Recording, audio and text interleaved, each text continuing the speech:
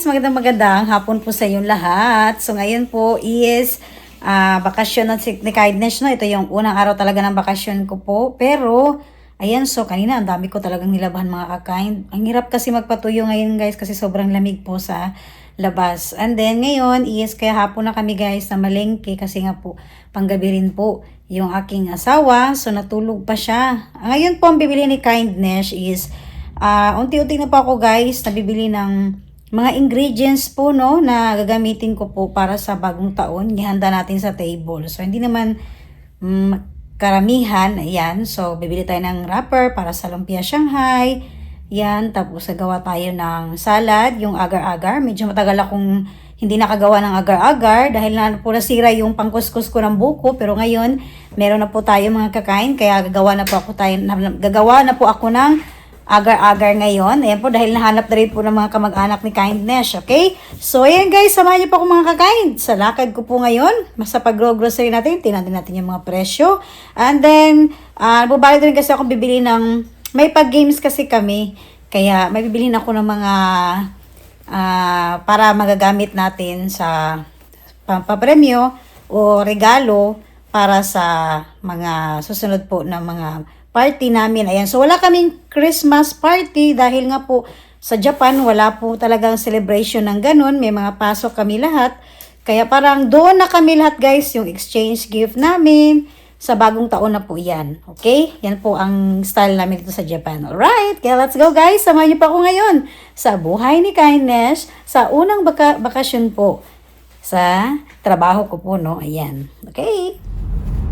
Alright guys, so nakaalis na po tayo ng bahay, no? Ayan po, pakita ko po sa inyo mga kakain, alas 5 pa lang po. Pero tingnan nyo na po yung weather dito, oh, grabe, dahil sa sobrang lamig, madilim na po mga kakain ngayon. Para na pong alas 6, ayan. So, super lamig po ngayon. Ang ibang parte po ng Japan is umuulan po ng snow. So, yung tinignan namin guys kung saan kami mag-fishing. Ayan, dahil may mga part po dito sa Japan na fishing spot po na madalas na pinupuntahan namin is next week po maulan na snow. Kaya hindi kami doon banda. Ayan. So, ibang spot po tayo makakain. Yung walang snow. Right? So, ayan is punta kami guys sa Philippine store. Ayan. Dahil gagawa nga po ako ng agar-agar. So, maghanap ako guys kung may ano ba sila doon, yung mga ingredients natin, especially po yung red and white or green nata di coco po. Ayan.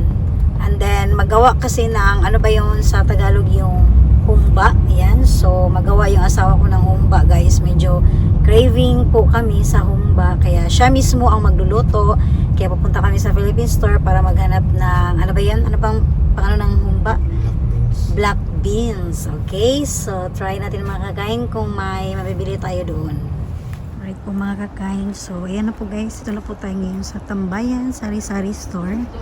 Pasok po tayo guys. Para makabili tayo ng ingredients natin sa lulutuin po. So ayan guys. So nasa loob na po tayo ng Tambayan Sari-Sari Store. So marami sila ngayong mga naka-display. At ang bala ko lang po talaga dyan guys na bilhin is yung red and green nata di coco po. Tsaka yung ating black beans na gamitin namin sa humba. Ayan, so madalas yung mga display po dito, ayan, sa Japan, mga needs lang po talaga ng mga kapwa Pinoy po. Yan, katulad po niyan sa paggawa natin ng dessert at iba pa. Okay, so dito guys, hindi ko na siya i-vlog yung kabuuan po dito kasi isa rin po kasi itong nakuhanan ko na po ng content noon na kung saan pwede rin po dito may mga events tayo, may mga party. Ayan, parang small group lang po, pwede po dito. Ayan, so ito po is Philippine restaurant rin po. So ngayon is lumipat kami sa grocery store po mismo kasi nga po para po sa pagluluto namin sa papalapit po na bagong taon, gusto ng asawa ko po is magluto kami ng sabaw. Ayan, pork po yung gagamitin namin, tapos parang i-pressure cooker namin siya.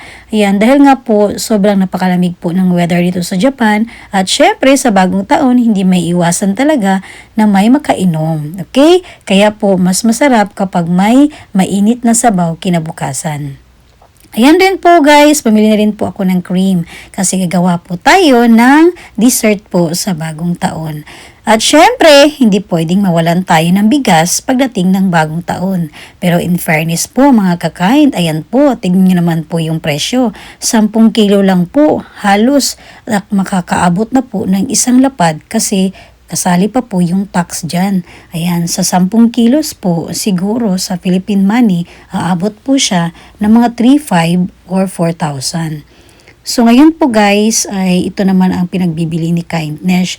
So ito po is may paggagamitan po ako, no. Abangan niyo po guys kung bakit medyo naparami yung bili ni Kindness ng mantika at saka gamit po sa kusina. Ayan. So, ito is, sabi ko nga po, unti-unti na po akong namimili para po magagamit natin sa bagong taon. So, sa dami ng mantika guys, alam kong mag-iisip kayo, ano ba yung lutuin ni Kindness at parang ang dami kong hugasin na kaldero.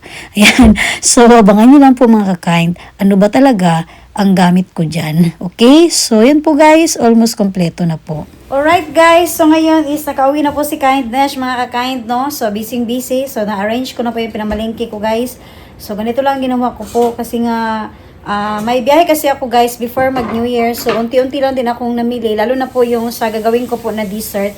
So kailangan makompleto ko na yung ingredients niya para pag uwi po ni Kindness galing sa biyahe, yun naman agad ang gagawin ko yung dessert natin para kinabukasan, pagdating ng bagong taon, malamig na po siya. So medyo konti-konti lang po akong namimili po. Ayan. So, pakita ko lang po sa inyo mga kakain. Alright guys, ito na po yung nabili natin no, sa Philippine Store. Tsaka yung kung saan na grocery si Kindness konti po. Ayan, pakunti-kunti. So, para guys, hindi tayo yung pagdating po na may gagawin tayo, yun po ang palaging tips ni Kindness siya. Kung pwede, maaga na po talagang mamili, no? And then, lalo na rin sa mga prutas kasi kapag bibili tayo mismo sa 31 ng fruits. Kung pwede 30, mabili na tayo or 29. Kasi po, magmahal na po ang presyo. Ayan, madalas ganun po. So, si Kindness, hindi naman ako kumpleto palagi dito sa Japan ng mga fruits talaga. So, yung binibili ko, yung hindi agad nasisira. Katulad po ng mga orange, ganyan po, pomelo, kasi hindi yan basta-basta nasisira. Kahit ilang araw pa yung bagong taon. And then, so, yung ating wine, guys, ayun yung update ko po sa mga wine. Yung iba, hindi ko pa po na buksan. Ayan po.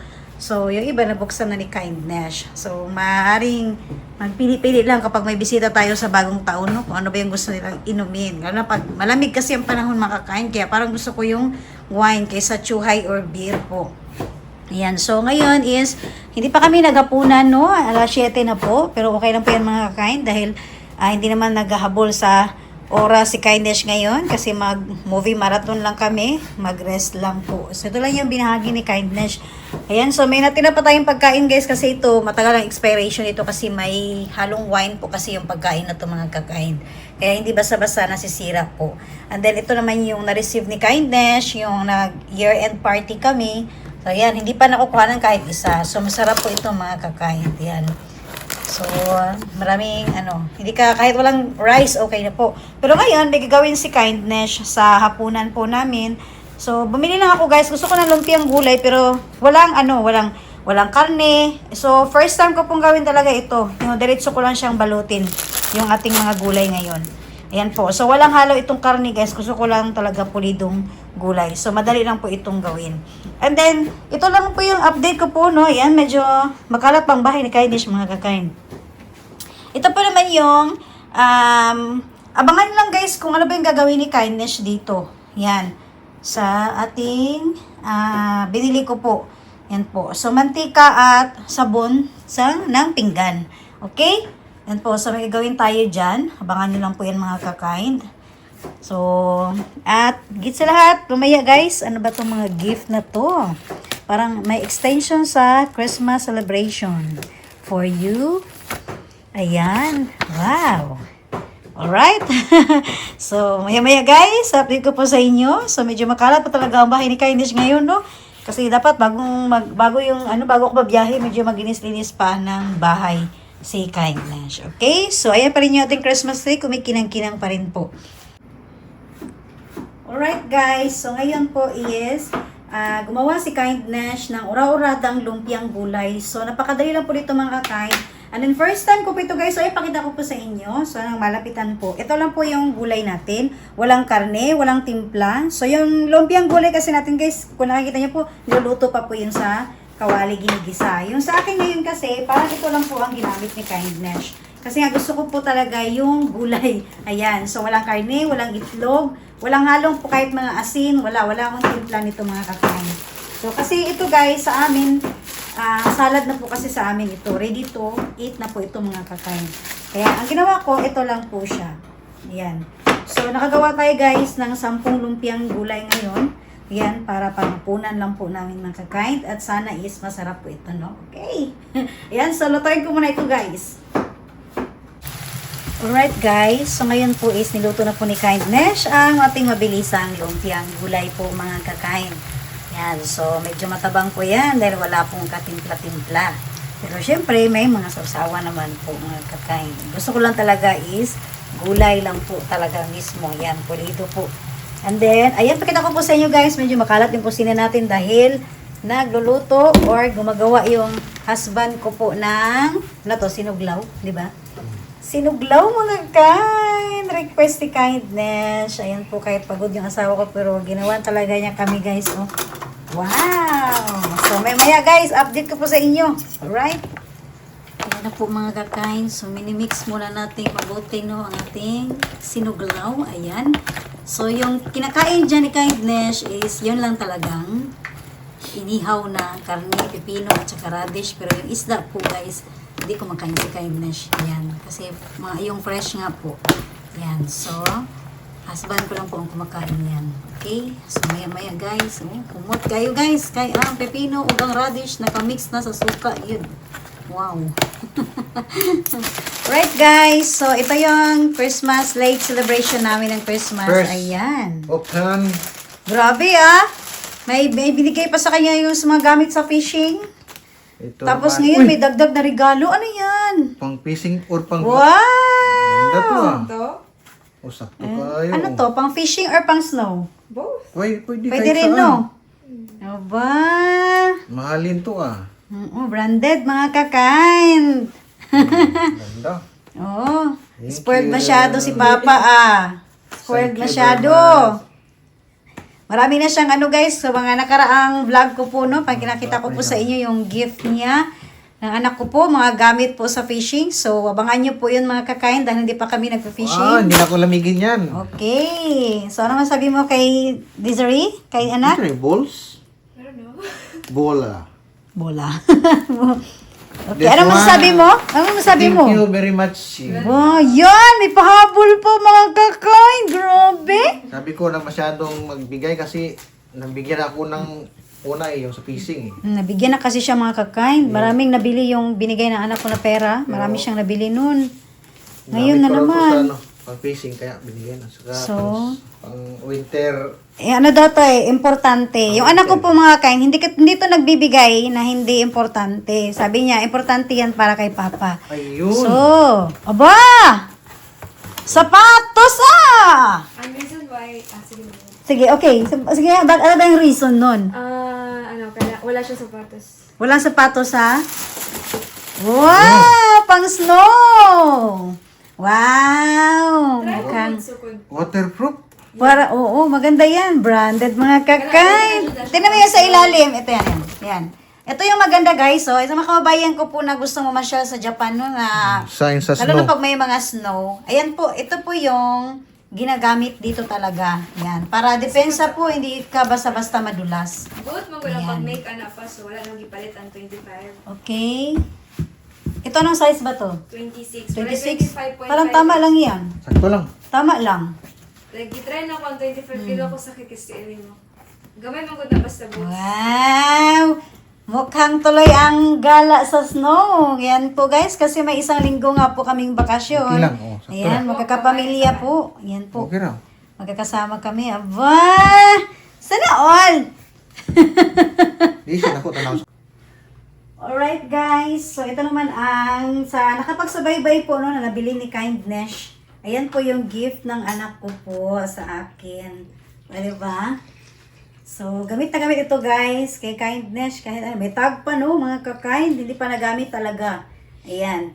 Pero ito po is, kapag taglamig, magandang gamitin siya. Ang ganda po ng tela niya guys.